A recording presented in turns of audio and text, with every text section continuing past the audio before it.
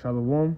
First and foremost, I want to give all praises and honor and glory to Yahweh, Bahashem, Yahweh Shai, Bahashem, Rechak Wadash.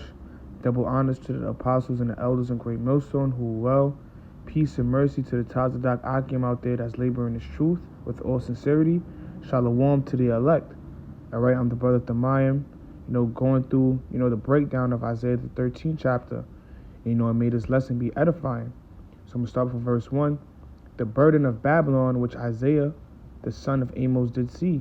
So, Isaiah, which is a prophet, he received a vision of, the downfall of Babylon the Great, which is America.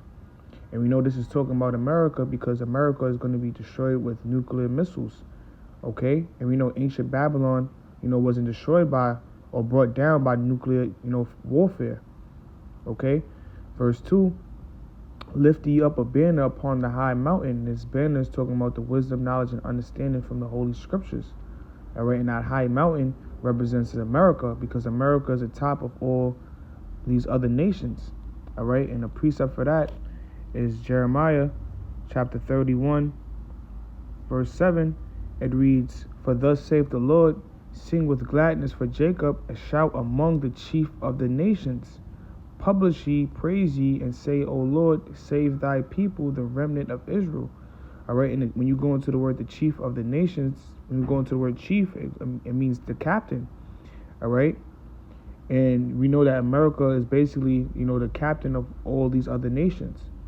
Okay, so going back to Isaiah chapter 13, it reads, "Exalt the voice unto them, shake the hand, that they may go into the gates of the nobles and the prophets." The Lord has set the prophets is set, to tell the people about the future judgment. Okay, to tell the 2/3, the judgment that's coming to America. All right, as well as these other nations. All right, and this word has reached to the gates of the nobles, which is the elites. All right, the top banking families. Okay. So Esau knows, man. Okay? Verse 3, "I've commanded my sanctified ones. I have also called my mighty ones for my anger, even them that rejoice in my highness." And who are the sanctified ones? That's talking about the prophets.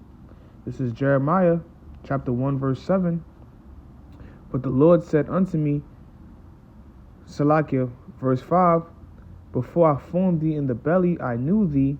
And before thou camest forth out the womb, I sanctified thee, and I ordained thee a prophet unto the nations." So before the Lord, created you in the belly, he already knew, what lot you was gonna be, man.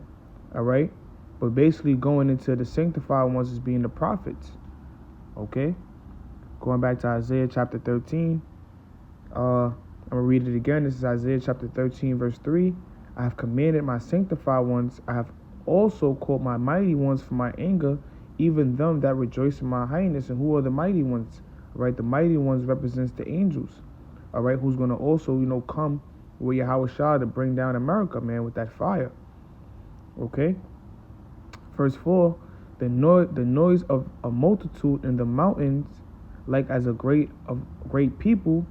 All right, and the noise of a multitude is representing, the nuclear fire, man, the nuclear missiles that's going to hit here in America. All right, the 200 million warheads that's going to be on these missiles to bring down, Babylon the Great. All right, it reads, "A tumultuous noise of the kingdoms of nations gathered together. The Lord of the hosts mustereth the host of the battle." And what's this talking about? When the Lord is going to gather, the nations to fight in the valley of Yahweh Shaphat. All right, going into the Lord's judgment. All right. Matter of fact, I'm gonna get that. This is the book of Joel, chapter 3, verse 2. "I will also gather all nations and bring them down into the valley of Jehoshaphat," which is Yahweh Shaphat, meaning the Lord's judgment, which is located where in the Middle East. All right, "and will plead with them there for my people and for my heritage Israel, whom they have scattered among the nations and parted my land." So the Lord is going to judge these nations, man. Okay? For furthering affliction and playing a part of, of Israel's downfall, man. All right? And touching the Lord's eye. Okay? this is going back to Isaiah chapter 13. It reads, verse 5, they come from a far country.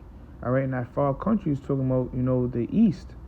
All right, which is basically the main countries that's going to come against Babylon the Great, which is going to be, Russia, Iran, China, all right, as well as the NATO and the EU, because the scriptures speak about how the beast hateth the whore, all right? And that beast is talking about the NATO and the EU, and the whore is representing America, okay?